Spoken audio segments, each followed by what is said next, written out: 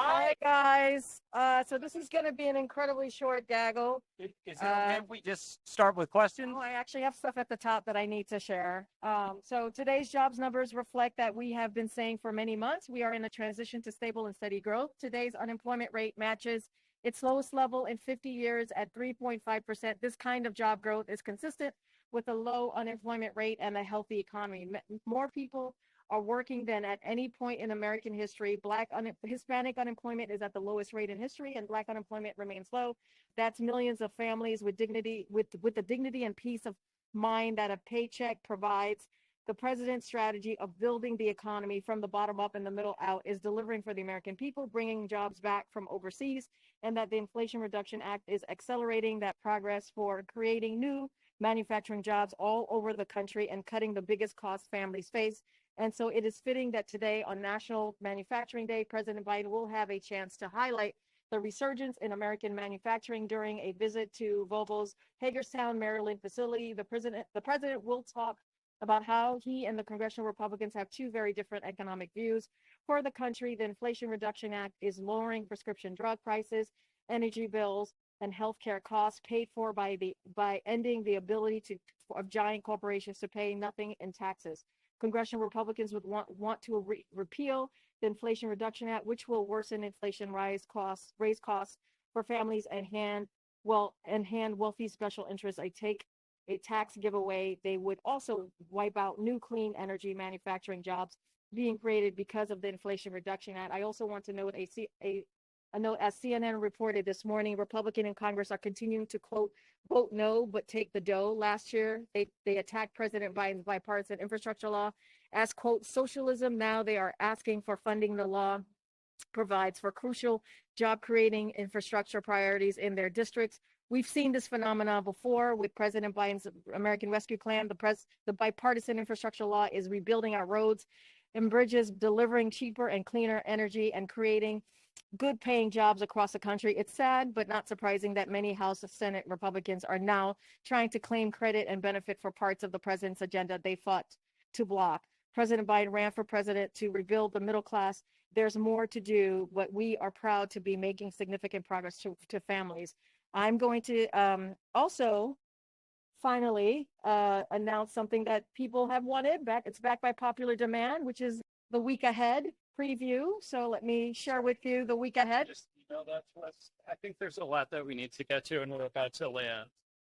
I need to do this because I was asked, and I'm keeping my promise here. I was asked last week, and I'm keeping my promise. On Wednesday, the president will travel out west, starting in Colorado. On Thursday and Friday, he will have events in California and Oregon. The president will discuss the progress we have made from passing a historic bipartisan infrastructure law to passing Inflation Reduction Act.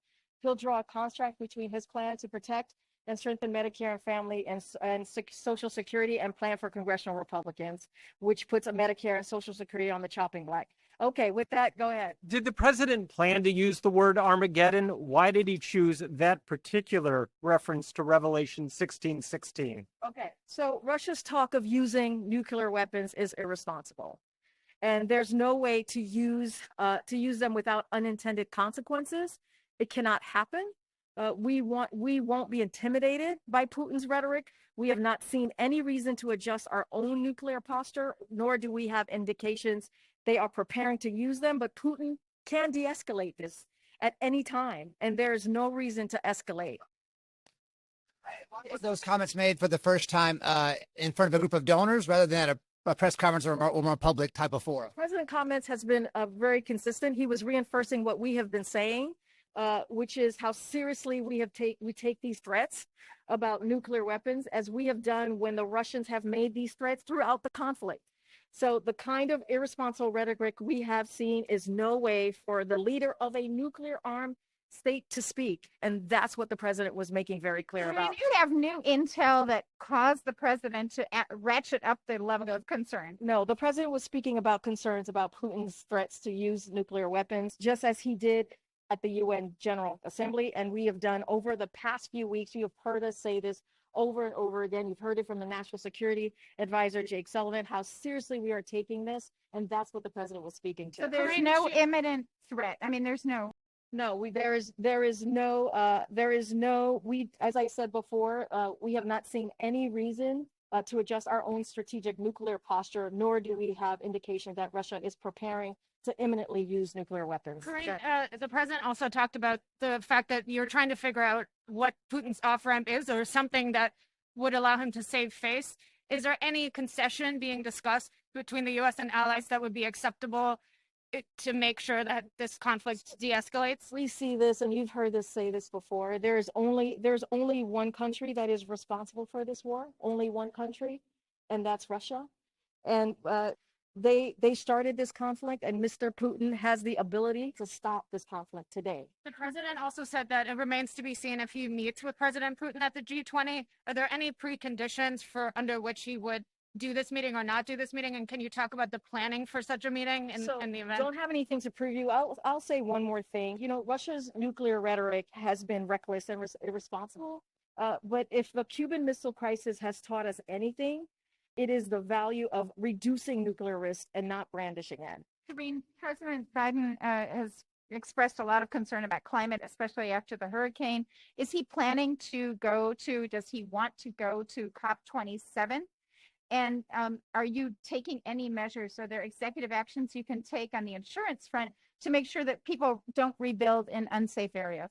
So, Administrator, on your last question, the FEMA administrator has talked about this multiple times throughout the week. So I will, let her word stand on insurance specifically. As far as COP26, we don't have anything to preview at this time. When we do on his travels, potential travels next month, we certainly will share it. I was asking about Washington. Executive action. There's no executive action that I can for you at this time. Yeah. The Washington Post yesterday had details of the investigation into Hunter Biden. Is the president worried about these leaks suggesting there may be enough evidence to charge him on a number of counts? And does he still stand by his comments that Hunter has done nothing wrong? Okay. So really quickly, as you know, this is an ongoing investigation being handled independently by the Department of Justice. So I would refer you to the Department of Justice. Good. Thank you. Thank you, everyone.